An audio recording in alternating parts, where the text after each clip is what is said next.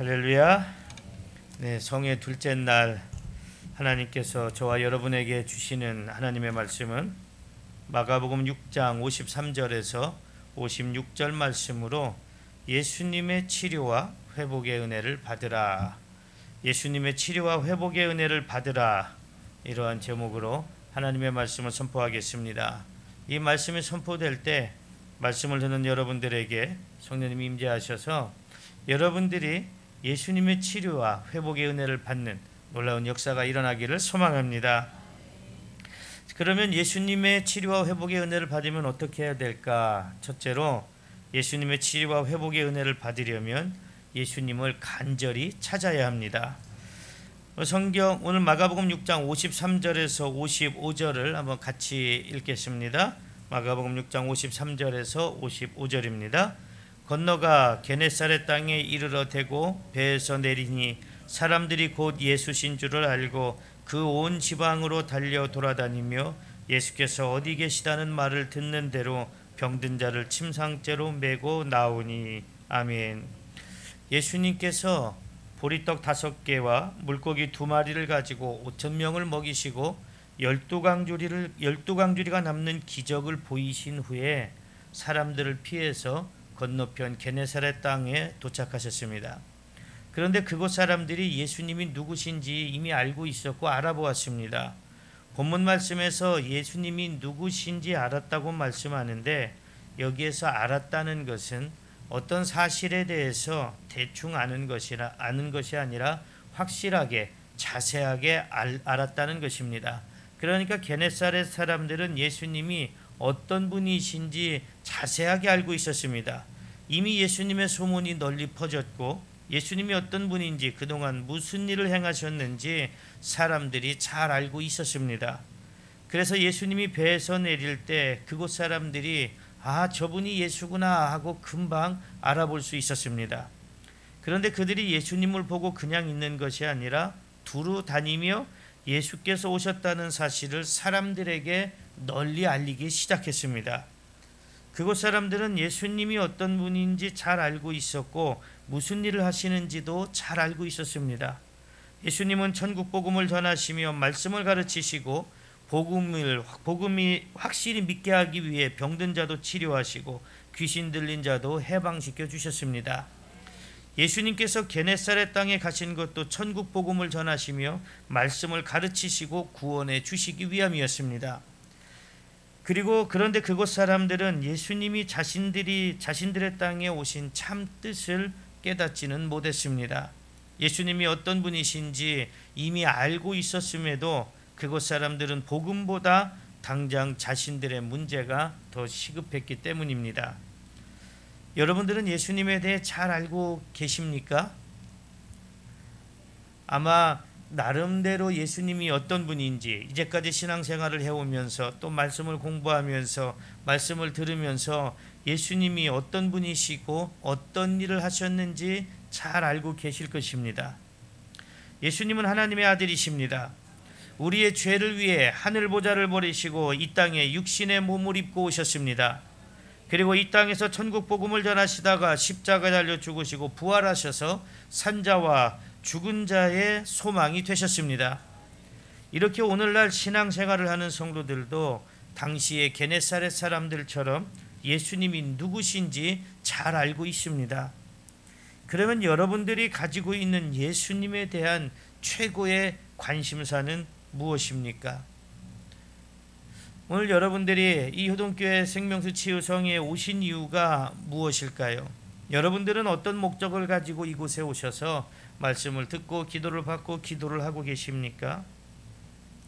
여러분들이 이곳에 오셔서 가지고 있는 최고의 관심사, 여러분들이 신앙생활을 하면서 가지고 있는 최고의 관심사가 예수님이 전하는 복음입니까? 아니면 게네사렛 사람들처럼 내 삶의 문제의 해결입니까?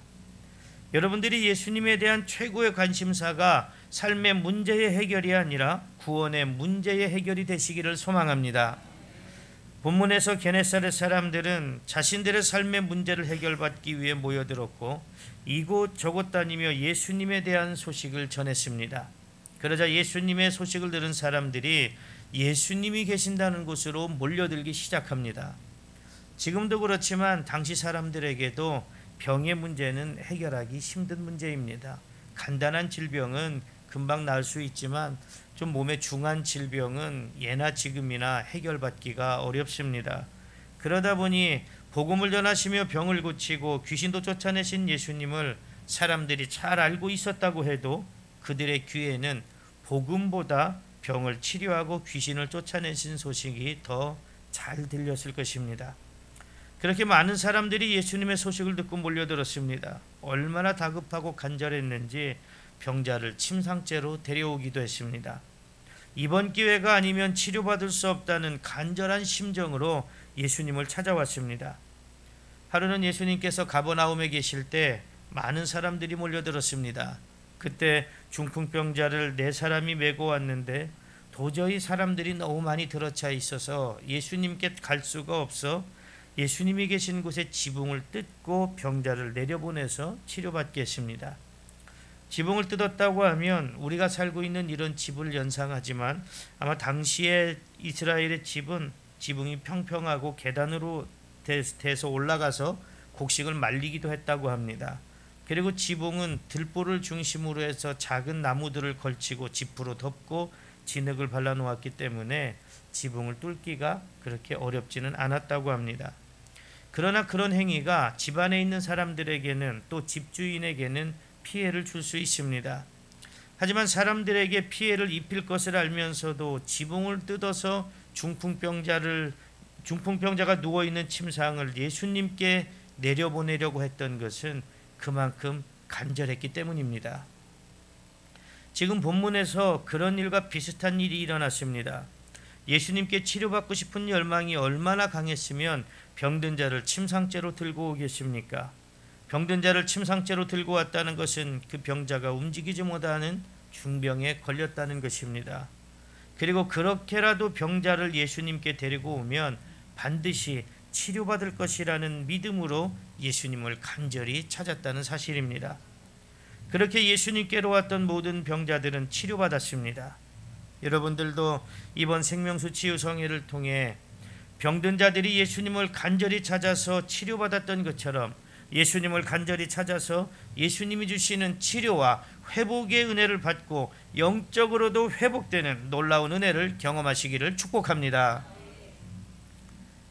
간절히 예수님을 찾을 때 예수님을 만날 수 있고 치료받고 회복될 수 있습니다. 잠언 8장 17절에 나를 간절히 찾는 자가 나를 만날 것이니라 이렇게 말씀하십니다. 우리는 예수님을 간절히 찾을 때 만날 수 있습니다.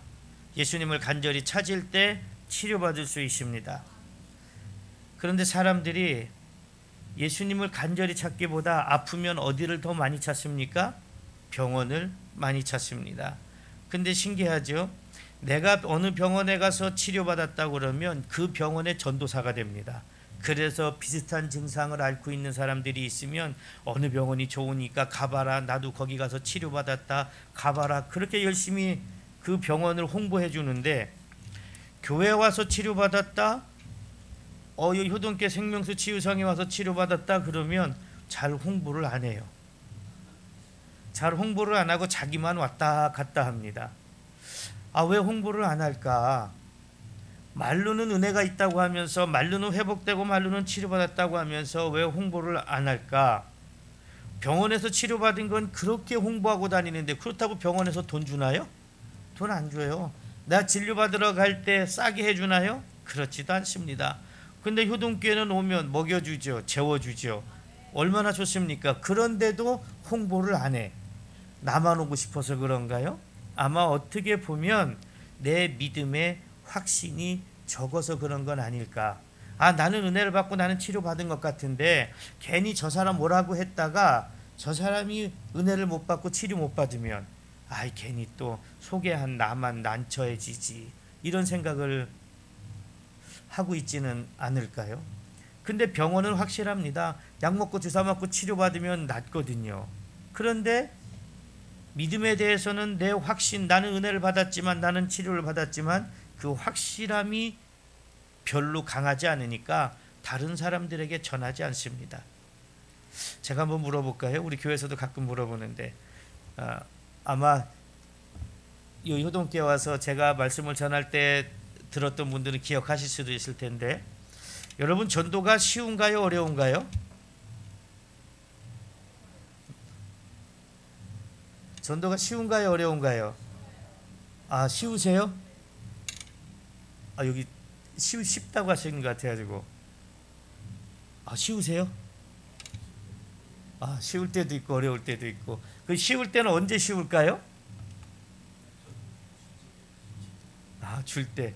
그렇죠. 줄 때는 쉬워요. 근데 그것이 열매로 맺어지는 건 쉽지 않죠. 그런데 막상 전도하러 나가라고 그러면 쉽게 나가지던가요? 여러분 전도하러 안 나가보셔서 감이 안 오시나? 건빵 들고 전도지 들고 물티슈 들고 나가면 나가기가 쉬운가요?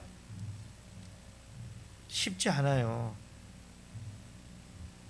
나가는 순간 잡상인이거든요.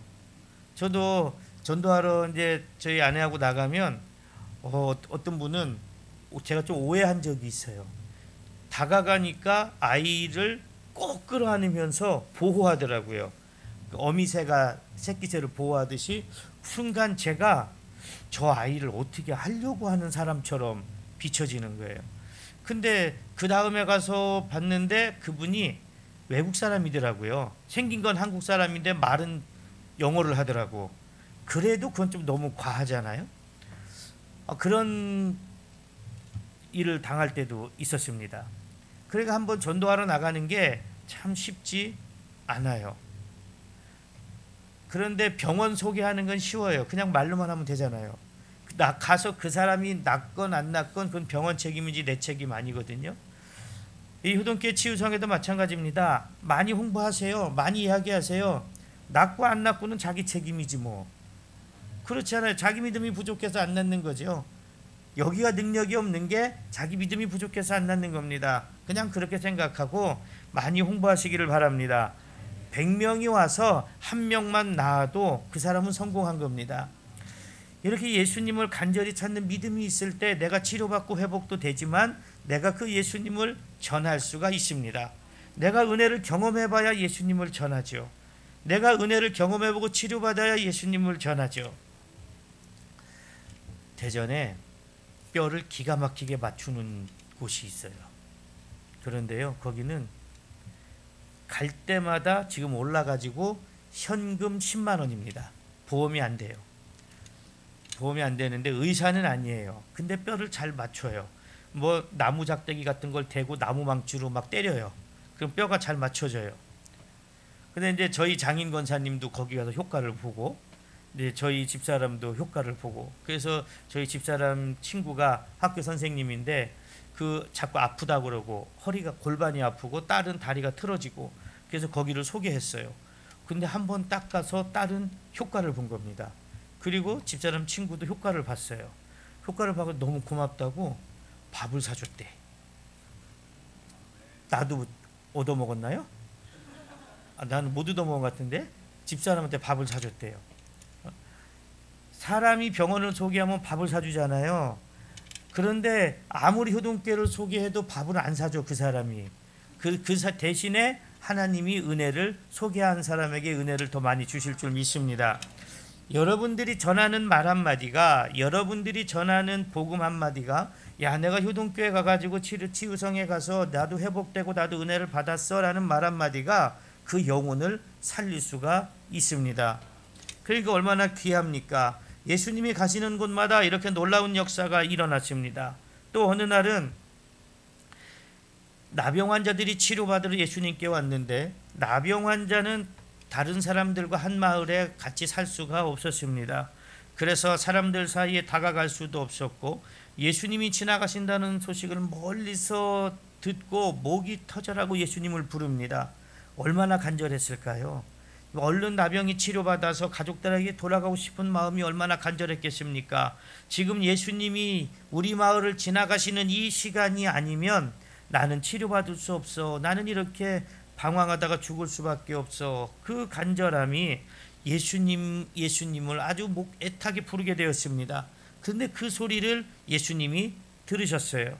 그리고 제사장에게 가서 이렇게 얘기합니다. 너희 몸을 가서 제사장에게 보여라. 그 말씀을 듣고 10명의 나병 환자들이 제사장에게 달려갑니다. 어떤 희망을 가지고 달려갈까요? 치료받았다는 희망을 가지고. 제사장이 치료받았다고 해야 이제 가족의 품으로 돌아갈 수 있으니까 열심히 달려가고 있습니다. 그런데 달려가는 도중에 나병이 치료됐습니다. 이 사람들의 믿음도 대단하지 않아요? 자, 너희들 가서 지금 제사장에게 몸을 보여라. 근데 그때까지 나병이 치료가 안 됐습니다. 근데 언제 치료됐어요? 믿음을 가지고 제사장에게 달려가는데 나병이 치료됐습니다. 그렇게 10명의 나병 환자가 육신의 병을 치료받았는데 10명 중에 9명은 자기들이 그 10명이 원하던 건 뭐였습니까? 내 나병이 치료되는 거였습니다. 그런데 10명이 다 치료받았습니다. 근데 9명은 어디로 갔어요? 집으로 갔어요. 왜? 내가 원하던 게 이제 해결됐거든요. 내가 원하는 게 해결됐으니까 빨리 집에 가야죠. 이 기쁜 소식을 집에다 알려야죠. 그런데 한 사람이 누구에게 돌아왔습니까? 예수님께 돌아와서 예수님, 내가 나병이 나았습니다. 감사합니다. 그런데 예수님은 거기에 놀라운 은혜를 주십니다. 무엇을 더 주셨을까요? 구원의 은혜까지 주셨습니다. 누가복음 17장 17절에서 19절에 예수께서 대답하여 이르시되 10사람이 다 깨끗함을 받지 아니하였느냐? 그 9은 어디에 있느냐? 이 이방인 외에는 하나님께 영광을 돌리러 돌아온 자가 없느냐 하시고 그에게 이르시되 일어나 가라, 네 믿음이 너를 구원하였느니라 하시더라. 이렇게 말씀합니다. 여기서 우리는 중요한 사실을 하나 깨닫게 되는데, 예수님께 육신의 질병을 치료받았다고 해서 구원도 자연히 받는 건 아니라는 사실입니다. 한국교회가 많은 욕을 먹고 있고 한국교회가 많은 손가락질을 받고 있습니다. 그럼에도 불구하고 아직까지 한국에 적어도 5명 중에 1명은 주일날 교회 나가서 예배를 드리는 교인이라고 합니다. 주일날 되면 얼마나 많은 사람들이 예배를 드립니까? 그런데 왜 한국교회는 그렇게 손가락질하고 욕을 먹을까요? 교회만 다니면 구원받는다고 생각하니까 사람의 의무, 신앙인의 의무를 하지 않기 때문에 그렇다고 저는 생각합니다. 제가 저희 교회에서 이렇게 이야기합니다. 신앙생활은, 우리 안수 집사님 오셨으니까 한번 물어볼게요. 잘 들어보세요. 신앙생활은? 네, 신앙생활은 종합예술이다. 왜 그러냐? 주일날 교회만 온다고 구원받는 게 아니라 주님의 몸된 교회를 위한 헌신과 충성이 있어야죠. 전도가 있어야죠. 내 삶이 변화되고 세상을 변화시키는 노력이 있어야죠. 이런 것들이 종합적으로 이루어졌을 때 비로소 구원을 받는 거지, 주일날 나 예배 드렸으니까 나 구원받을 수 있어, 나 11조 이렇게 하고 헌금하니까 구원받을 수 있어. 그러니까 교회는 나오는데 세상에서의 삶은 신앙의 삶을 살지 않습니다. 그러니까 세상에서는, 교회는 다니는데 세상에 나가서는 어떻게 합니까? 세상 사람들과 똑같이 살거나 그 사람들보다 더 못되게 삽니다. 돈을 위해서 살아가고 권력을 위해서 살아갑니다. 그러니까 사람들이 그 사람을 보고 교회 가고 싶은 생각이 들겠습니까? 옆 사람들 한번 보세요. 옆 사람들 보고 교회 가고 싶은 생각이 드는가? 구원은 내가 주일날 교회만 나온다고 해서 이루어지면 얼마나 좋겠습니까? 그러나 구원은 내 삶이 종합적으로 신앙적인 삶으로 맞춰지고 이루어져 갈 때 구원을 이루어갈 수 있습니다. 10명의 나병 환자가 육신의 치료는 받았습니다.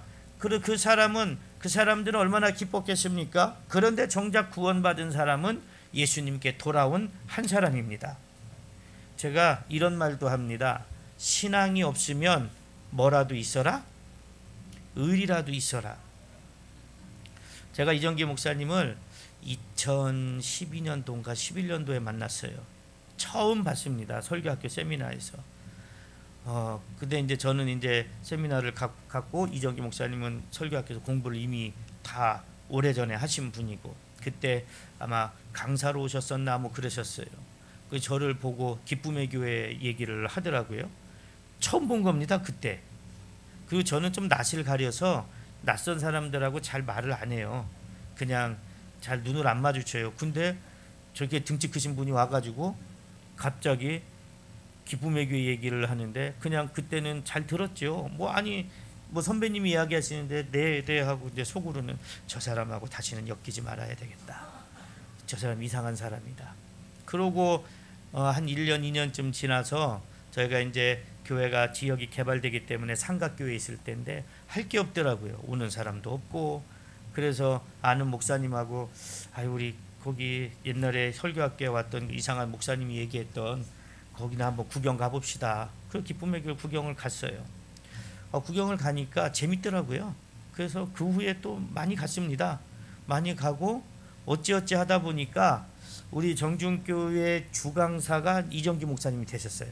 그래서 제 기억으로 2016년부터 저희 교회에서 저희가 이제 상가 1층에 있고 빌라 1층이었기 때문에 2층, 3층은 사람들이 살아서 집회를 못해요. 그래서 주일날 저녁 때 하루 일일 성령 치유성회 해서 3개월에 한 번씩 1년이면 4번.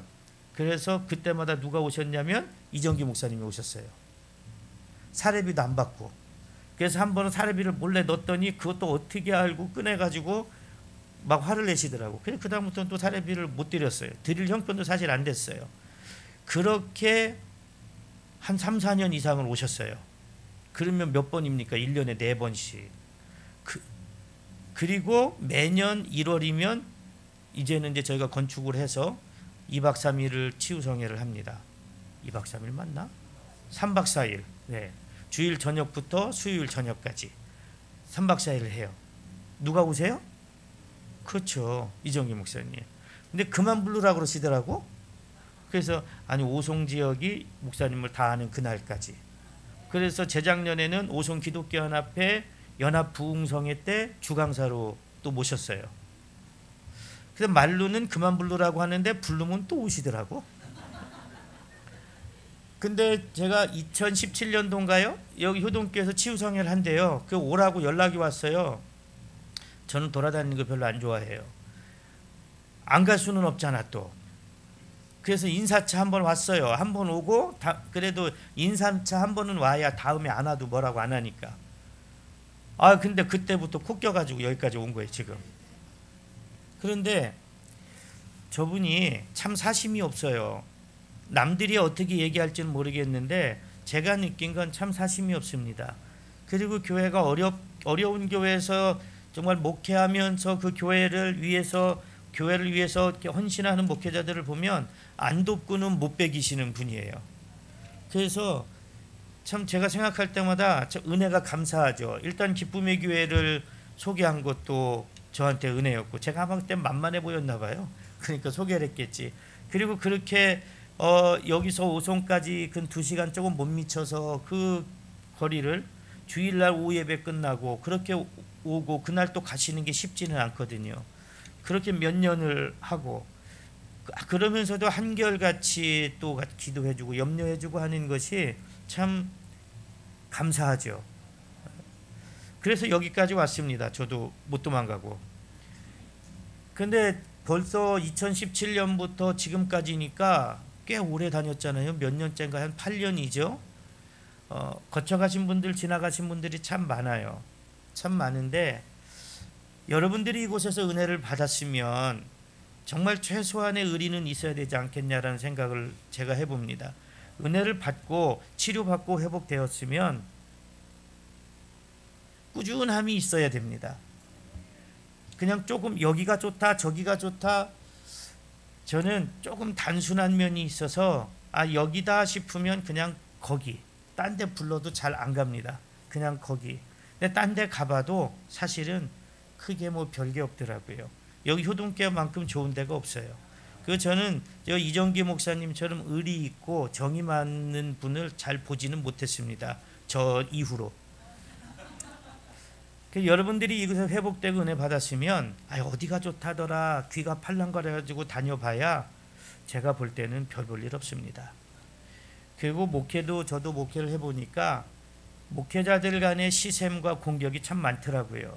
저도 많은 공격을 받았습니다. 우리 교회에서 많은 공격을 받았고 많은 시샘을 받았습니다. 거짓 소문을 누가 한번 내면 그게 진실처럼 받아들여서 완전히 매장되어져 버리더라고요. 여러분이 조금 섭섭한 게 있더라도 또 사역자들이 조금 여러분들에게 소홀한 게 있더라도 이해하시고 나가서 좋은 말만 하시기를 바랍니다. 그러면 여러분들이 전하는 그 좋은 말이 누군가에는 복음이 되어서 나도 저기 한번 가볼까? 그러면 어렵고 힘든 상황에 있는 사람들이 와서 치료받고 회복의 은혜를 받게 될 줄 믿습니다. 많은 사람들이 육신의 문제 가지고는 간절함을 가지고 찾아옵니다. 그런데 영적인 문제를 가지고는 간절함을 그렇게 찾지 않습니다. 특히 구원의 문제에 대해서는 내가 그냥 지금 죽어도 어제 이정희 목사님 말씀하신 것처럼 어떤 장로님이 평생을 그렇게 교회 헌신한 것 같은데 죽기 전에 천국이 어딨냐고 하는 것처럼 천국을 잘 생각하지 않는 경향이 있습니다. 천국을 생각하지 않으니까 뭣도 생각을 안 해요? 지옥도 생각을 안 하죠. 그러니까 그렇게 의리 없이 살고 신앙 없이 살고 교회 와서 내 문제만 해결되면 다 된 것처럼 어느 순간 나한테 조금 안 맞으면 여기는 아닌가 보다 하고 돌아서 버립니다. 그런 사람들에게 예수님은 구원의 은혜를 주시는 게 아니라 치료받고 달려가다가 아차 예수님이 나를 치료해 주셨지 나 가서 그냥 인사라도 하고 와야지 하고 돌아오는 사람에게 예수님은 구원의 은혜를 주십니다. 아마 10명, 그 10명 중에 9명의 나병 환자는 빨리 집에 가서 내가 치료받았으니까 집에 뭐 소라도 팔아가지고 뭐라도 해서 예수님에게 갖다 드려야지라는 마음이 있었을 수도 있을 겁니다. 그러나 예수님이 원하시는 것은 뭐냐면 물질이나 돈이나 이런 것이 아니라 감사할 줄 아는 마음. 가장 우선적으로 누가 너를 치료해 줬느냐, 누가 너를 회복시켜 주었느냐, 이 감사할 줄 아는 마음을 가지고 돌아오는 사람을 가장 우선적으로 생각하신다는 사실입니다. 여러분들이 그 사람들이 되시기를 소망합니다. 예수님이 이 땅에 오셔서 하신 사역은 크게 복음을 전하는 사역이고 치유하시는 사역이었습니다. 그러나 예수님의 궁극적인 목표는 뭐였습니까? 구원이었습니다. 우리가 육신적으로 치료받아서 잘 먹고 잘 살다가 끝나는 것이 아니라 육신적으로 치료받았으니 너도 이 복음을 전하고 너도 내 일을 하고 이 땅에 하나님의 나라를 세워가고 마지막 때 천국에서 나와 함께 영생을 누리자. 이것이 예수님이 전하는 구원의 복음입니다. 그러므로 우리도 병에 걸렸을 때 삶의 문제가 있을 때 게네사렛 사람들처럼 예수님을 찾아야 됩니다. 뭐 세상으로 병원으로 어디로 먼저 쫓아다니기 전에 주님 앞에 나와 기도하고 주님 앞에 나와 엎드려야 합니다. 그리고 치료받은 것으로 끝내는 것이 아니라 주님 나 좀 치료해 주세요. 나 좀 치료해 주셔서 건강하게 살게 해주세요. 다른 사람들처럼 살게 해주세요. 여기서 그치는 게 아니라 주님 내가 건강해지면 주님 일을 하겠습니다. 내가 복음을 전하겠습니다. 주님 그러니 나를 치료해 주세요. 이런 간절함이 있을 때 예수님께서 그 육신의 병을 치료해 주십니다. 삶의 문제를 해결해 주십니다. 그러나 육신의 병과 삶의 문제를 해결받기 위해 예수님을 간절히 찾았던 게네사렛 사람들처럼 또 9명의 나병 환자들처럼 돼서는 안 됩니다. 그들은 구원받을 수가 없습니다. 아프면 견디기가 어렵습니다. 세상에서 제일 아픈 사람이 누군지 아십니까? 나 아플 때. 다른 사람 아픈 건 별로 관심이 안 와요. 내가 아프면 세상에서 그것만큼 아픈 게 없습니다. 그러니까 내 아픈 게 세상에서 제일 아파요. 그럴 때 우리는 간절하게 병원을 찾고 어디가 좋다더라 찾아갑니다. 그러다가 정 안 되면 교회라도 가볼까 하는 분들이 있습니다. 아플 때 물론 병원도 가야죠. 반드시 치료받아야죠. 우리 교회에 어떤 분이 오셨습니다. 주일날 오셨는데 예배 끝나고 이제 우리 권사님이 가셔서 어떻게 오셨어요? 뭐 하니까 뭐 그냥 어떻게 왔는데 지금 허리가 아파서요 그러더래요. 그래서 우리 권사님이 그러면 제가 목사님 오셔서 기도해 드리라고 할게요. 기도받고 가세요. 그러니까 그 말이 너무 고맙고 기쁘더래요. 그래서 우리 권사님이 오셔서 저한테 목사님 어느 분이 오셨는데 기도받고 싶어 하세요. 그래서 가서 기도를 해드렸습니다. 기도를 해드리고 이제 기도를 해드리고 이제 사역도 해드리고. 근데 이분이 기도를 받고 허리가 안 아파졌대요. 허리가 안 아파졌는데 이분이 믿음이 얼마나 좋은지 이제 그 며칠 새벽에 계속 와서 또 기도해주고 저희 집사람하고 이제 많이 이런저런 대화도 하고 그러면서 그분이 그러더래요. 이제 병원 안 가도 될 것 같다고. 그래서 병원을 가보셔라. 병원 치료도 받고 얼마나 회복됐는지 확인도 하셔야지 병원 치료를 안 받는 것이 능사는 아니다. 그렇잖아요. 내가 아프면 반드시 치료받는 것도 병원에 가는 것도 중요합니다. 기도하는 것도 중요합니다. 그런데 나는 기도만 받으면 돼. 나 이제 치료받은 것 같아. 근데 그러다가 또 아프면 에휴 기도받아도 소용없네. 이렇게 시험에 들기가 쉽습니다. 이렇게 아플 때는 우리는 무언가를 간절히 잡으려고 합니다. 내가 너무 아프니까 인생이 절망 가운데 빠져들게 됩니다. 다른 사람 아픔은 들어오지 않습니다. 그래서 내가 아플 때 온전히 주님을 찾고 주님 앞에 치료받으려고 하는 마음이 필요합니다. 오늘 여러분들의 육신의 문제가 있다면, 질병이 있다면, 또 삶의 문제가 있다면 간절히 예수님을 찾아서 치료받고 해결되는 은혜가 오늘 이 시간 넘쳐나시기를 소망합니다. 그리고 그것 해결받는 것으로 끝나는 것이 아니라 해결받았으면 주님의 일을 감당하기 위해 헌신하고 충성하는 믿음의 사람들 되시기를 소망합니다. 저도 많이 아팠습니다. 많이 아프고 아픔은 진행 중입니다. 지금은 멀쩡해 보이잖아요. 제 병이 겉으로는 멀쩡한 병입니다. 근데 속으로는 죽을 만큼 아픈 병이에요. 근데 하나님의 은혜로 지금 안 아프게 살아요. 거기에 관한 약은 안 먹어요. 그런데 언제 다시 재발할지는 몰라요. 그러니까 완치가 없는 병입니다. 그건 하나님의 은혜로 살고 있어요. 수술실 앞에서 기도했습니다. 하나님, 저 좀 데려가 주세요. 너무 힘드니까 데려가 주세요. 그런데 간호사가 옆에 오더라고요. 근데 저도 뭔 정신인지는 모르겠는데 간호사한테 아가씨 하고 부르니까 대답을 해요. 네, 교회 다녀요. 안 다닌대. 교회 다녀요. 너무 좋아요. 나는 지금 수술 받으려고 하고 있는데 간호사가 볼 때 얼마나 웃기겠어요. 그리고 수술실에 들어가실게요 하고 이제 수술실에 밀고 들어가서 수술대에 딱 올려놓더라고요. 깜짝 놀랐어요. 너무 차가워가지고 스댄이더라고 바닥이. 근데 누워서 있는데 불빛이 막 비치잖아요. 눈은 잘 안 보이고 이제 속으로는 그래도 하나님 저 좀 데려가 주세요. 저 좀 너무 아프고 힘들어요. 데려가 주세요. 너무 아프니까요. 처음에 조금 아플 때는 처자식이 걱정이 되더라고.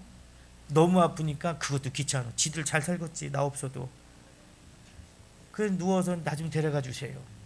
근데 또 이런 생각이 드는 거야. 하나님 이렇게 데려가 주시는 건 데려가 주시는데 살려주실 거면은 내가 수술 받는 동안 뭔가 징조를 좀 보여주세요. 그랬어요. 그 딱 누워 있는데 이제 저를 수술할 의사하고 간호사들이 두런두런 얘기를 해요. 근데 의사 목소리가 너무 좋은 거예요. 선생님, 그랬더니 네. 교회 다니세요? 아니요. 왜 그러시는데요? 교회 다니셔서 성가대 하시면 좋겠어요. 그러니까 바로 마취를 시켜버리더라고. 그냥 그 6시간 반 수술을 하고 깨어났어요.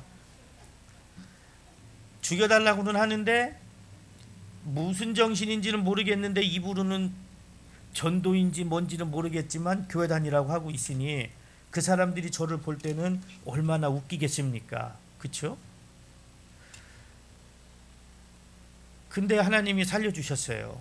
그리고 계속 치료를 해주셔가지고 지금 아프지 않게 열심히 또 이정기 목사님 호떡전도 배워가지고 저희도 호떡전도 열심히 하고 있습니다.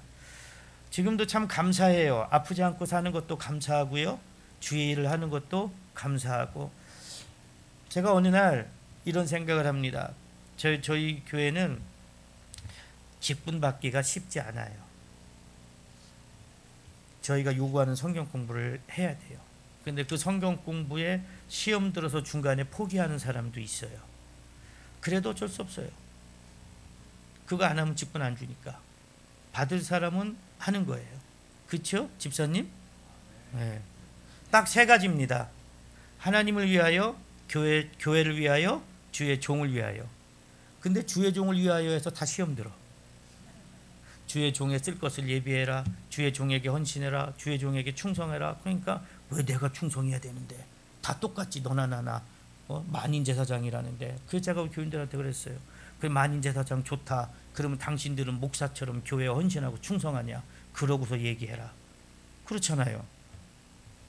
거기서 많이 시험에 들더라고요. 그러거나 말거나. 그래서 제가 어느 날 생각을 해봤어요. 이 성경 공부를 하지 말까?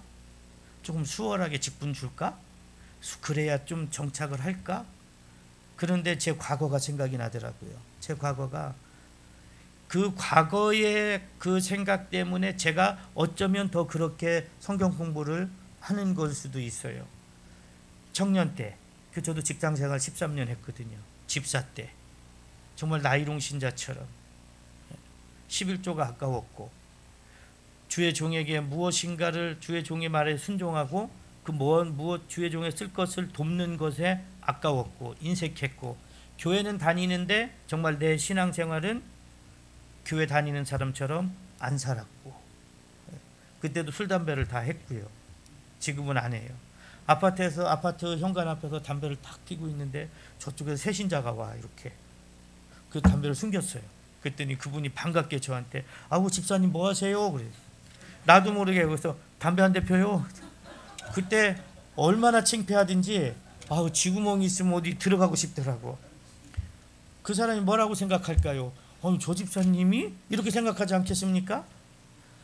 그렇게 살았어요. 그런데 제가 목회를 하고 보니까 그것들이 다 회개가 되더라고요. 아, 그때 내가 왜 그랬지? 그때 내가 조금만 더 열심히 할 걸. 아, 그런 것들이 다 후회가 되니까 아, 내가 우리 성도들에게는 이런 후회거리를 물려주지 말아야 되겠다. 우리 성도들이 나중에 신앙의 삶을 뒤돌아봤을 때 아, 나는 후회 없이 신앙생활했어. 나는 후회 없이 교회를 섬기고 나는 후회 없이 주님의 일을 했어. 이런 사람들이 됐으면 좋겠다. 근데 그런 강박관념이 있는 것 같아요.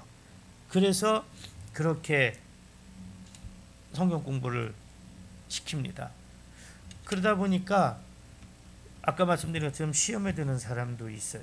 물론 은혜 받고 치료되고 회복돼서 열심히 우리 안수 집사님처럼 열심히 충성하는 사람도 있습니다.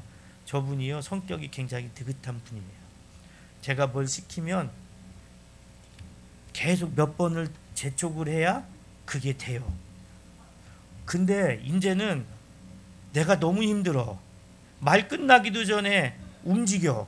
그래서 내가 그랬어요. 그 집사람한테. 아유, 나 우리 장정규 집사님 때문에 힘들어 죽겠어. 왜 그러니? 아니, 얼마나 동작이 빨라지고 승질이 급해졌는지 나 좀 느긋하게 했으면 좋겠는데 말 끝나기가 무섭게 하자고 그래. 그랬더니 우리 집사람이 누구 닮았겠어요? 목사님 닮았지. 그러고 보니까 저도 할 말이 없는 거예요. 제가 성질이 급하거든요. 말이 떨어지면 그게 바로 이루어져야 돼요. 그래서 어떨 때는 제가 우리 성도들을 볼 때 좀 답답할 때도 있어. 우리 성도들은 다음에 하지라고 생각할 때가 있잖아요. 근데 나는 못 견디는 거예요. 차라리 내가 하고 말지. 근데 우리 안수 집사님이 은혜를 너무 받아가지고 그렇게 변했어. 그래서 제가 쉴 틈이 없어요. 요새 1111111 계속 뭘 만들어 놔야 되고 뭐 해야 되고 계단 만들지요. 주방에서 쓰는 또 양념통 끌고 다니는 거 만들지. 아무튼 엄청 만들어요. 근데 좋아요. 변화되는 모습에 저렇게 주님의 일에 헌신하는 모습에 하나님이 반드시 축복해 주실 줄 믿습니다. 저렇게 헌신하는 이유가 뭘까요? 구원의 은혜를 맛받고 마지막 저 천국을 위해서 소망을 가지고 있기 때문에 헌신하고 충성하는 거겠죠. 그 소망이 없다면 그 헌신은 언젠가 수그러들 수밖에 없습니다. 그 소망이 없다면 지금 육신의 것이 해결되면 다시 또 육신의 것을 갈망할 수밖에 없습니다. 오늘 여러분들은 무엇을 해결받기 위해서 이곳에 오셨습니까? 육신의 문제입니까? 아니면 영적 문제와 구원입니까? 오늘 여러분들이 육신의 문제도 해결되기를 소망합니다. 영적인 문제도 해결되기를 소망합니다. 예수님을 간절히 찾는 그 믿음 안에서 육신의 문제, 영적인 문제가 해결되시기를 축복합니다. 그리고 예수님의 치료와 회복의 은혜를 받으려면 간절한 믿음이 있어야 됩니다. 오늘 성경 본문 말씀 마가복음 6장 56절 한번 같이 읽겠습니다. 아무데나 예수께서 들어가시는 지방이나 도시나 마을에서 병자를 시장에 두고 예수께 그의 옷가에라도 손을 대게 하시기를 간구하니 손을 대는 자는 다 성함을 얻으니라. 아멘. 예수님께서 오셨다는 소식을 사람들이 전하기 시작했고 그 소식을 들은 사람들이 막 모여들기 시작했습니다. 본문 말씀에서 아무데나 예수께서 들어가시는 지방이나 도시나 마을에서 병자들을 시장에 두고 이렇게 말씀하는 것을 보면 예수님은 게네사렛 지방에 가셔서 한 곳에 머무르신 것이 아니라 그 지방 이곳저곳을 돌아다니셨음을 알 수 있습니다. 그런데 예수님이 가는 곳마다 병자들을 데리고 와서 치료받기를 원하는데 예수님이 시장에 계시면 시장 바닥에 병자들을 두고 집에 계시면 집 안으로 병자들을 데리고 와서 치료받기를 원하셨습니다. 이런 상황으로 볼 때 예수님의 치유사역은 아마 한시도 쉬실 날이 없었을 겁니다. 그러나 예수님은 치유사역만 하신 게 아니라 복음을 전하시면서 치유사역을 병행하셨습니다.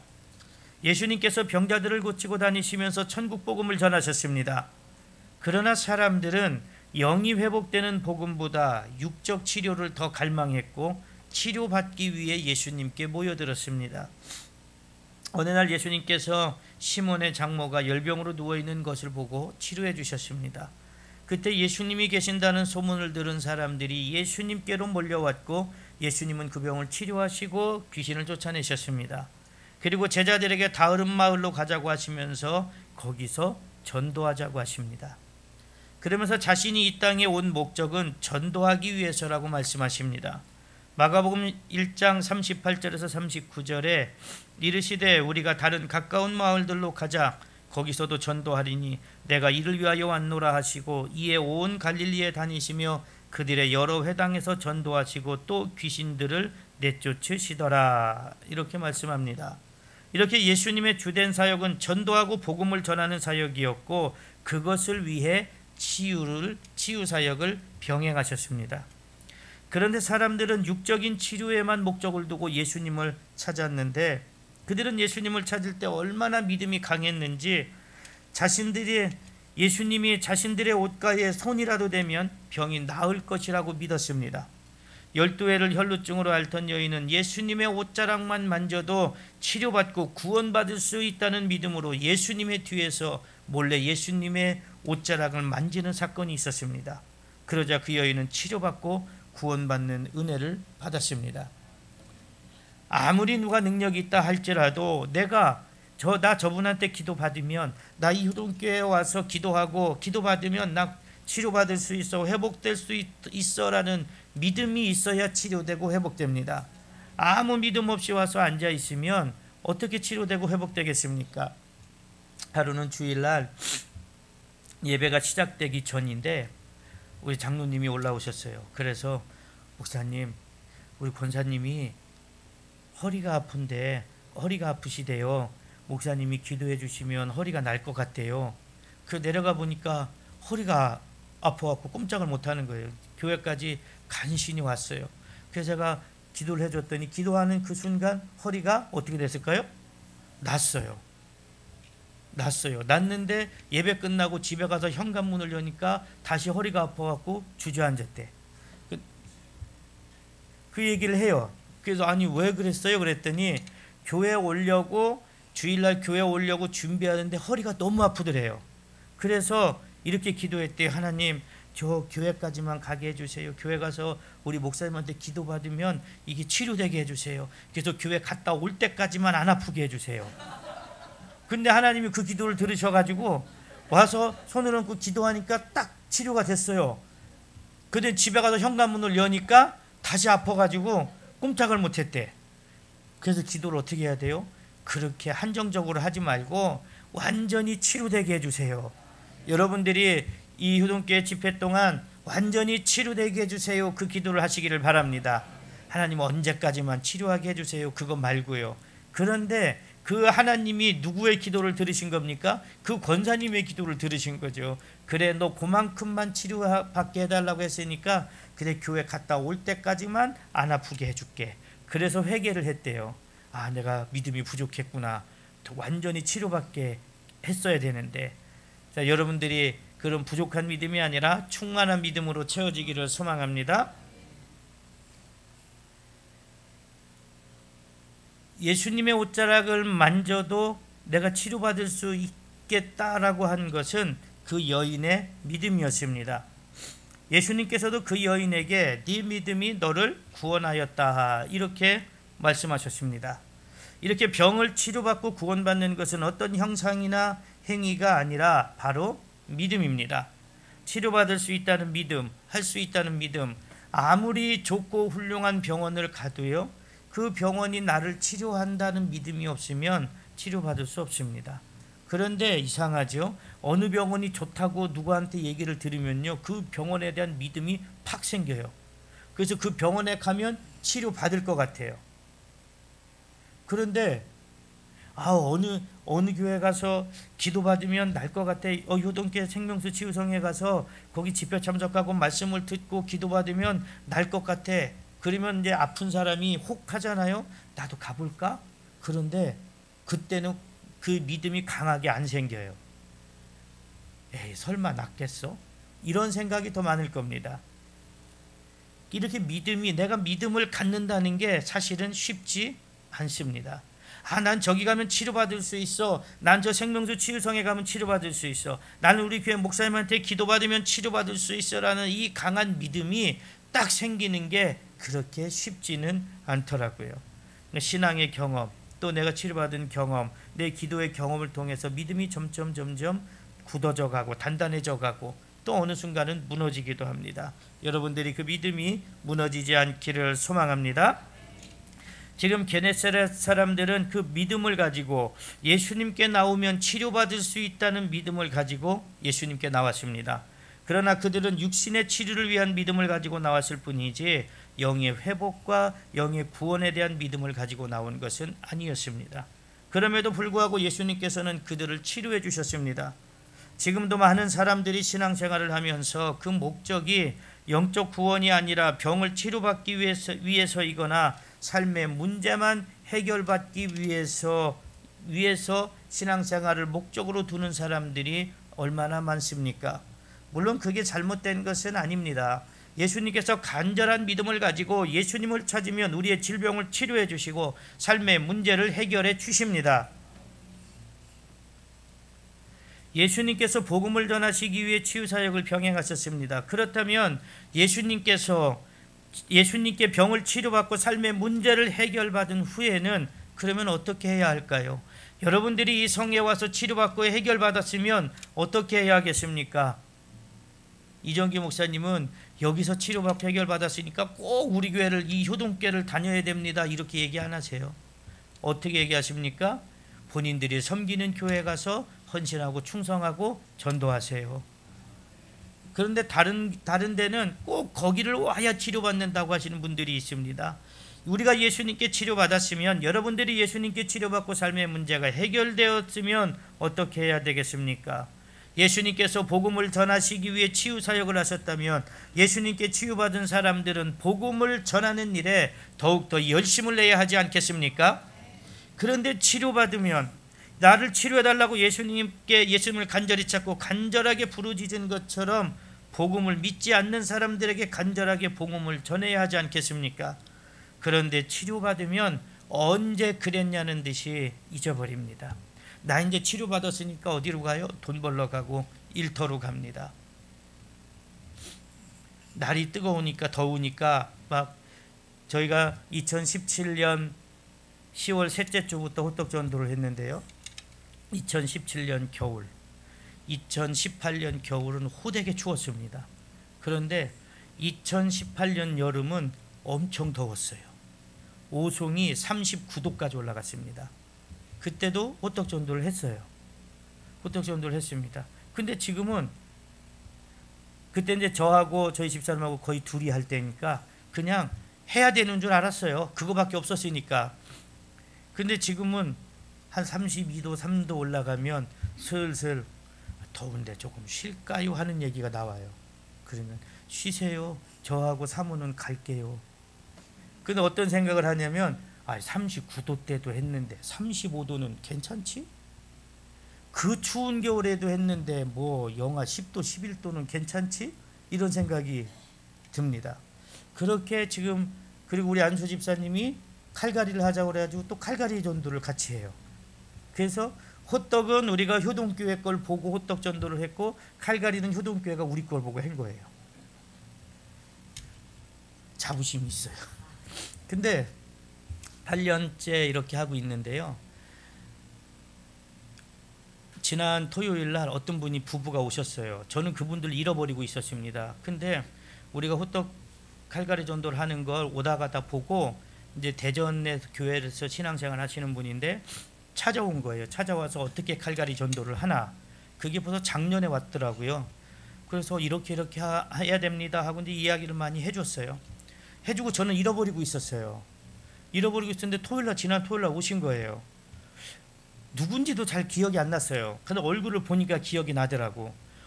근데 그 부부가 매주 토요일마다 칼갈이를 한대요. 자기 승용차에 싣고 다니면서. 그러니까 28살 먹은 딸이 또 도와주고. 그런데 교회가 칼갈이 전도하기 전보다 칼갈이 전도했을 때 새신자가 훨씬 많이 늘었대요. 그 얘기를 듣는 순간 우리 교회는 왜 안 늘어? 8년을 하고 있는데 호떡 먹고 온 사람이 없어요. 칼 갈아서 온 사람이 없어. 그 속으로는 좀 세민하기도 하더라고. 근데 또 좋더라고요. 그렇게 배워가서 그 열매가 맺으니까 거기가 또 잘하니까 신탄진에 있는 교회에서 와가지고 또 배워가서 한대요. 좋더라고요. 그런데 하나님은 금방 열매를 맺혀주시기도 하지만 예상하지 못했던 곳에서 열매를 맺혀주시기도 합니다. 그래서 저희가 열심히 호떡 전도를 하고 칼갈이 전도를 했어요. 그래서 저희가 국민일보에 2번 나왔어요. 기사가 사진으로. 2019년도에 한 번, 20년도에 한 번. 뭐 본인들 일 아니니까. 저는 그렇게 나오는 걸 그렇게 썩 좋아하지는 않아요. 뭐 나오면 좋겠죠. 그리고요, 또 엄청난 일이 일어났습니다. 8월 23일 날 다음 주 토요일이거든요. 아침 10시 20분에 CBS 기독교 방송 텔레비전 꼭 시청하시기를 바랍니다. 저하고요, 저희 집사람하고 우리 교회가 나와요. 프로그램 이름이 더 콜링이라는 프로그램이거든요. 거기서 연락이 왔어요. 연락이 와서 꼬치꼬치 묻더라고. 근데 작년에도 한번 CBS 방송에 전화가 왔고 재작년에도 전화가 와서 간만 보고 그냥 안 오더라고. 뭐 전도를 어떻게 해요 물어보기만 하고. 그래서 내가 또 한번 전화 오면 뭐라고 해야 되겠다. 장난하는 거냐. 근데 전화가 와서 꼬치꼬치 물어보더라고요. 근데 뭐라고 하려고 하는데 방송을 한번 촬영했으면 좋겠습니다. 그래서 얼른 좋다고 했어요.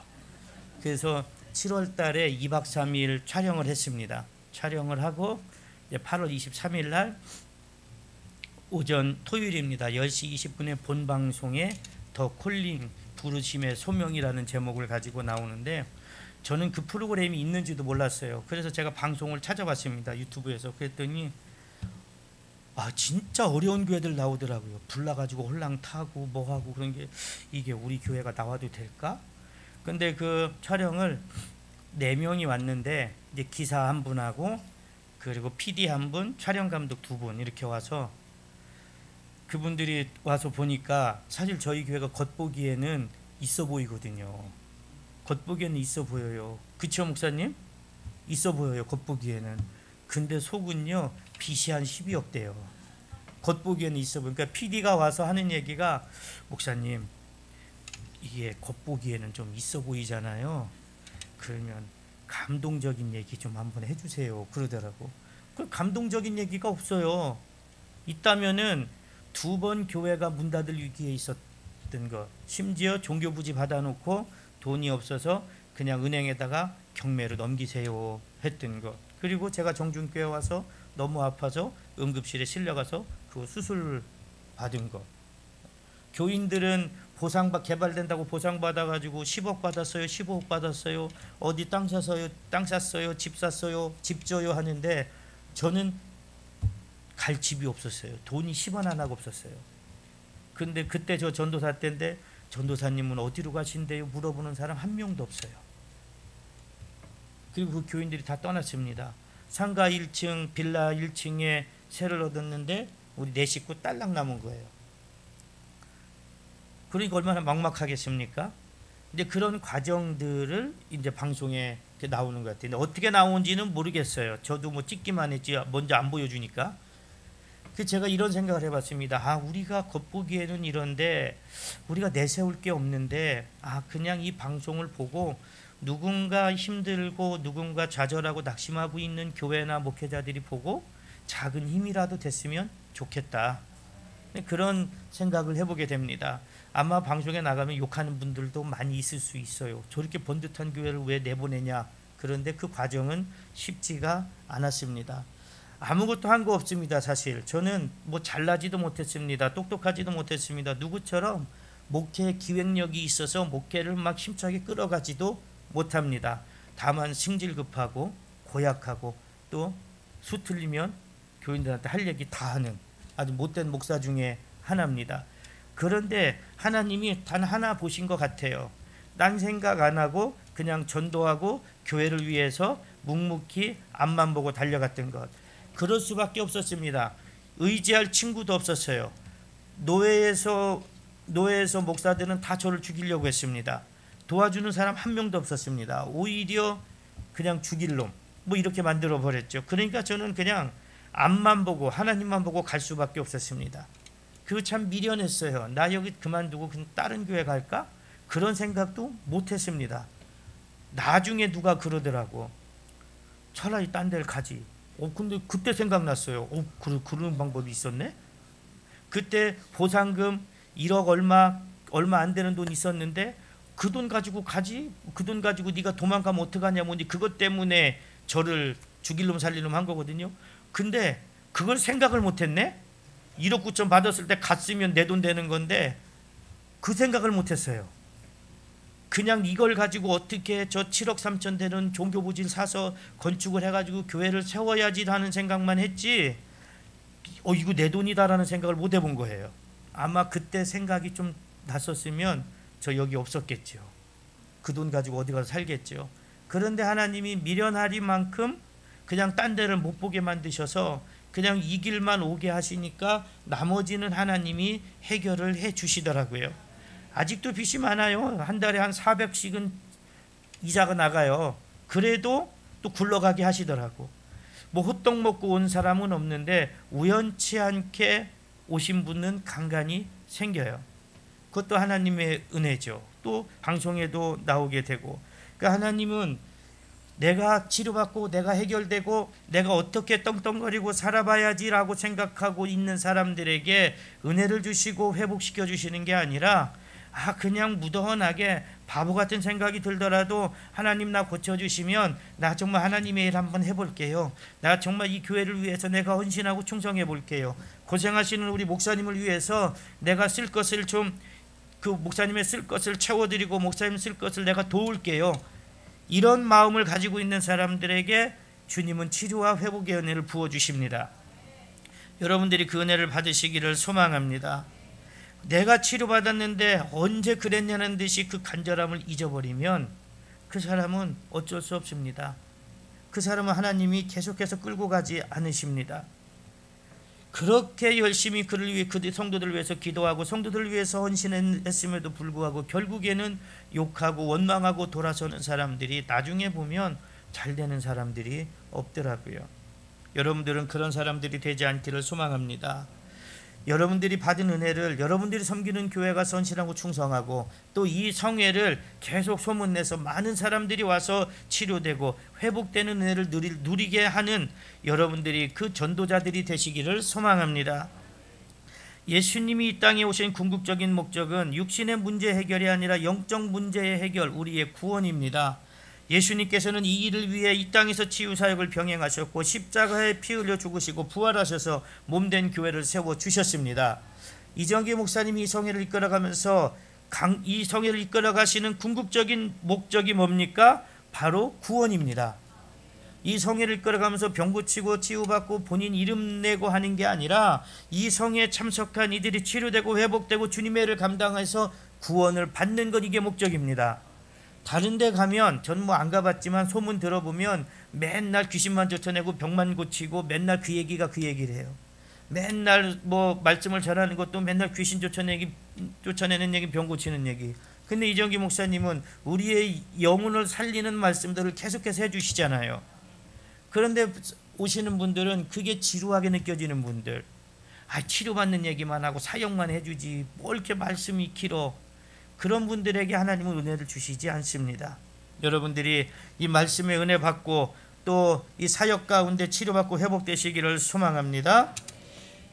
우리 신앙생활의 본질, 교회의 본질은 인간의 필요의 충족이 아니라 바로 구원입니다. 우리가 신앙생활하는 것도 뭐 때문에 합니까? 구원을 이루기 위해서 하는 거죠. 세상적인 것 잠깐 잘 먹고 잘 살다가 죽어서 지옥 가면 무슨 소용이 있겠습니까? 그런데 언제부턴가 교회의 본질과 신앙생활의 본질이 구원이 아니라 이 땅의 것을 얻고 육신의 건강을 추구하는 것으로 변질돼 버렸습니다. 그래서 예수님을 간절히 찾기는 하는데 세상 것을 위해서 찾습니다. 그러면서 예수님이 하신 사역인 복음을 전하고 전도하는 사역은 감당하지 않습니다.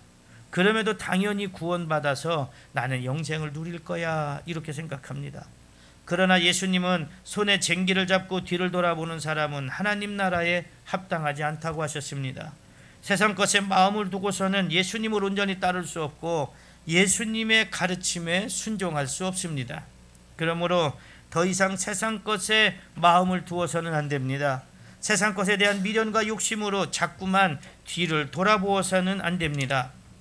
마태복음 6장 24절에 한 사람이 두 주인을 섬기지 못할 것이니 혹 이를 미워하고 저를 사랑하거나 혹 이를 중히 여기고 저를 경히 여김이라. 너희가 하나님과 재물을 겸하여 섬기지 못하느니라. 이렇게 말씀합니다. 누가복음 9장 26절에도 예수께서 이르시되 손에 쟁기를 잡고 뒤를 돌아보는 자는 하나님의 나라에 합당하지 아니하니라. 이렇게 말씀하십니다. 그러므로 성도는 오직 구원을 이루기 위해 앞만 보고 달려가는 자가 되어야 하고 그 구원을 믿지 않는 사람들에게 전하는 복음 전파의 사명자들이 되어야 합니다. 그 사명을 감당하기 위해 우리는 예수님을 간절히 찾아서 연약한 육신을 치료받고 삶의 문제를 해결받아야 합니다. 그리고 더욱 복음 전파의 사명을 감당해야 합니다. 그러므로 신앙인들이 예수님을 간절히 찾아서 병을 치료받고 삶의 문제를 해결받아야 하는 궁극적인 목표는 복음을 전하기 위해서라는 사실을 잊지 말아야 합니다. 오늘 여러분들은 어떻습니까? 병을 치료받고 삶의 문제를 해결받기 위해서는 간절한 믿음을 보이며 기도하고 간구하면서 정작 구원의 문제에 대해서는 간절하게 주님을 찾지 않고 안일하게 생각하며 나도 구원받을 수 있지라고 생각하고 있지는 않습니까? 여러분들이 병의 치료와 삶의 문제 해결을 위해서만이 아니라 구원을 위해서도 간절하게 예수님을 찾으시기를 바랍니다. 특히 이번 치유성회를 통해 생명수 치유성회를 통해서 육신의 병도 치료받고 삶의 문제도 해결받고 영의 문제도 회복되는 놀라운 은혜를 경험하시기를 소망합니다. 그렇게 예수님께 병을 치료받고 회복의 은혜를 받은 여러분들이 이제 예수님을 믿지 않고 세상 것이 전부인 것처럼 죄의 길을 달려가는 사람들에게 복음 전파의 사명을 감당하시기를 바랍니다.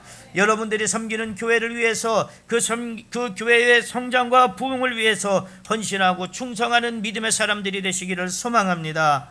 그리고 여러분들이 전하는 복음을 듣고 많은 사람들이 예수님을 간절히 찾아서 병을 치료받고 삶의 문제를 해결받고 영의 문제가 해결되시기를 소망합니다.